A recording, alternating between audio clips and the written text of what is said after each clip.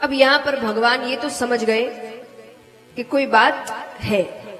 भोले बाबा कहते, देवी आप किस बात पे नाराज हैं, मुझे ये बताइए। माता ने कहा, पहले ये बताइए आप मुझसे प्रेम करते हैं कि नहीं। भोले बाबा कहते, ये कोई पूछने की बात है, बहुत प्रेम करते हैं, सबसे ज्यादा प्रेम ही हम आपसे करते हैं। बोले, अगर ऐसी बात है तो ये अमर कथा क्या है। भोले बाबा कहते, इसके बारे में किसने बता दिया। अब उन्होंने नेत्र बंद किए तो पूरा दृश्य सामने आ गया। भोले बाबा कहते हैं, ये ब्राह्मण देवता आते हैं और अपना कोई ना कोई काम करके जाते हैं। भोले बाबा ने कहा, अरे नहीं सुनाई तो अब सुना देंगे। माता कहती, अब तो सुनानी ही पड़ेगी, अभी तक क्यों नहीं सुनाई। भोले बाबा कहते हैं कि इस कथा का नाम क्या है। माता ने कहा, अमर कथा, यानी सुनने वाला अमर हो जाएगा। अब मैं आपको जितनी भी कथाएं सुनाता था, आप जाकर और भी लोगों के पास, और कथा ऐसी चीज है कि आपको कुछ अच्छी बात पता है तो आप और लोगों को बताएंगे। पर भोले बाबा कहते, ये सबको नहीं बता सकते, ये सुनने वाला अमर हो जाएगा, इसीलिए मैंने नहीं सुनाई अभी तक। माता ने कहा, ठीक है, मैं किसी को नहीं सुनाऊंगी, आप मुझे ये कथा सुनाइए। तो कैलाश पर्वत की ऊंची शिला पर जाकर बैठते हैं, कल्पतरु वृक्ष के नीचे। भोले बाबा कथा सुनाना आरंभ करने वाले हैं। आरंभ करने से पहले भोले बाबा ने पहली ताली बजाई।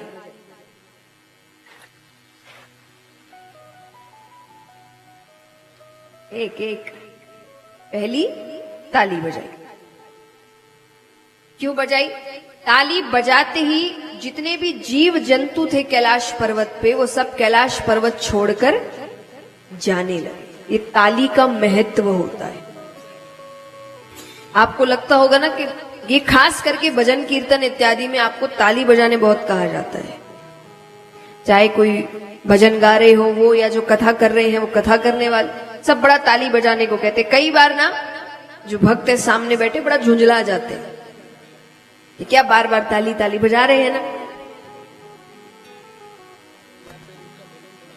तो ताली सिर्फ इसीलिए नहीं बजाने को कहा जाता कि भाई सुनने में अच्छा लगता है या आवाज अच्छी आती है, नहीं, ताली बजाने का एक कारण है।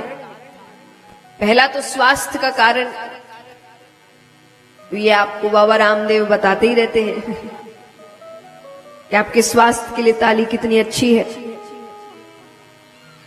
लेकिन इसके अलावा सत्संग में क्यों अच्छी है? सत्संग में कुछ ऐसी चीजें हैं जो आपको भगवान से मिलने से रोकती है। आप कथा में क्यों आए हैं? भगवान से जुड़ने के लिए। ये ब्रह्म और जीव का मिलन होता है। जब आप कथा में बैठते हैं तो शायद ही ऐसा कोई व्यक्ति दिखता है तो जो बिना किसी जरूरी काम के अपना फोन उठाता हो। 3-3.5 घंटे व्यक्ति बिना फोन के बैठा है। जब तक उसको कोई जरूरी काम नहीं है, इतनी देर हम घर पे बैठ सकते हैं बिना फोन के। कोई काम नहीं होगा तो ऐसे ही देखते रहेंगे, लेकिन फोन के बिना नहीं रहते। पर कथा में तो ये क्या है? ये भक्त और ब्रह्म का मिलन होता है। भगवान से आपका मिलन हो रहा है। लेकिन इतना आसान तो है नहीं। तो बीच में लोग आते हैं उसको खराब करने। तो वो कौन कौन है? तो सबसे पहली चीज आलस्य। अब आप जैसे मान लीजिए कथा में बैठे हैं, तो कीर्तन में तो चलो फिर भी भजन भजन भजन भजन होते रहते हैं। कथा में तो कितनी देर तक कथाएं चलती है, तो थोड़ा व्यक्ति आलस में आ जाता है। इसलिए जब भजन आए तो कहा जाता है कि ताली बजाओ, अच्छे से ताली बजाओ, कि आपके अंदर एक ऊर्जा है कि वो आलस खत्म हो। तो जब मौका मिले तब ताली बजाओ, ताकि आपके अंदर वो ऊर्जा रहे। आलस दूर करती है ताली। दूसरा अहंकार। जिसके अंदर अहंकार होता है ना, वो जल्दी से ताली नहीं बजाता। जैसे मान लीजिए आप कभी बड़ी बड़ी कथाएं कराते हैं तो कई चीफ गेस्ट बुलाए जाते हैं, तंत्री मंत्री आते हैं, आके बैठ जाते हैं। उसी व्यक्ति को अपने घर पे अपने पोता पोती के सामने उनको हंसाने के लिए जोर जोर से ताली बजाने में शर्म नहीं आती है, पर कथा में आकर ताली बजाने में बड़ी शर्म आती है।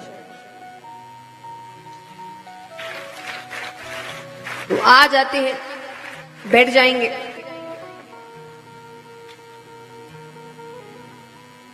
हाथ बांध कर एकदम, और कोई उनको बार बार जबरदस्ती बोल ही दे भाई कि ताली बजाओ ताली बजाओ ताली बजाओ, तो उनका एक अपना तरीका है ताली बजाने का। कैसे?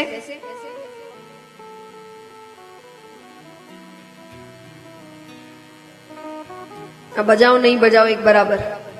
तो ये क्यों है? इसका कारण क्या है? इसका कारण क्या है? अहंकार। यहां आकर भी व्यक्ति ये सोच रहा है मैं कौन हूं। तो जिसके अंदर ये मैं कौन हूं भगवान के दरबार में भी रहता है, वो जल्दी से ताली नहीं बजाता। तो ताली बजाने से आपका अहंकार खत्म होता है। और तीसरा, कई बार आपके आसपास ही ऐसे जीव जंतु बैठ जाते हैं जो खुद तो कथा सुनते नहीं, दूसरे को भी सुनने नहीं देते। हर थोड़ी देर में सुपारी लेंगे, सौंफ लेंगे, पानी पिए, कहाँ के हैं आप, किस गांव से है, परिवार, अरे भाई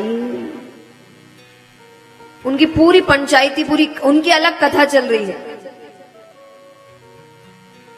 तो ये कब होता है? जब वो आपको ऐसे इधर उधर देखते हुए देखेंगे, आपको खुद को ऐसे देखेंगे, इसका मन लग ही नहीं रहा।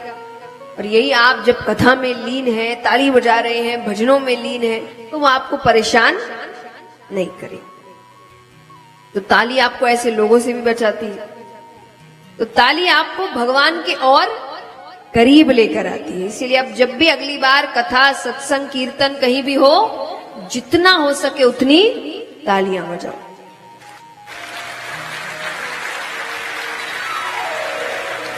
यहां तो बहुत बजानी है आपको, 7 दिन है आपके पास। तो महादेव जी ने पहली ताली बजाई तो जितने भी जीव जंतु थे कैलाश पर्वत पर, वो सब कैलाश पर्वत छोड़कर चले गए।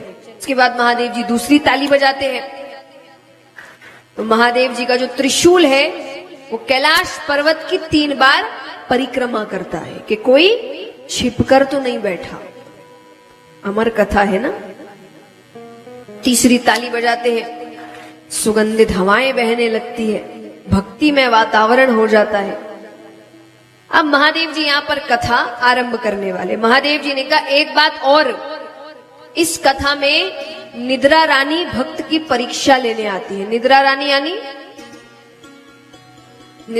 यानी नींद।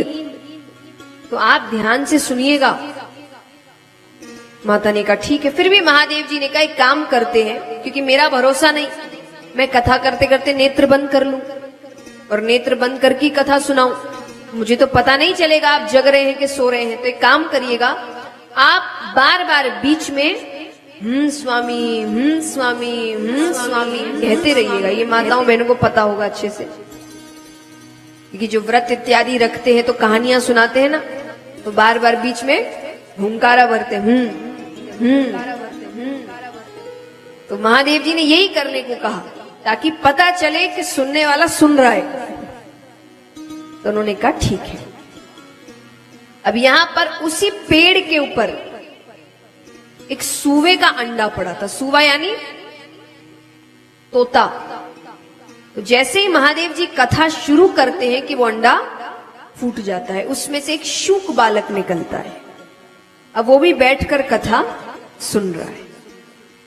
अब यहां पर थोड़ी देर महादेव जी ने कथा सुनाई, फिर नेत्र, अब वो नेत्र बंद कर कथा सुना रहे हैं।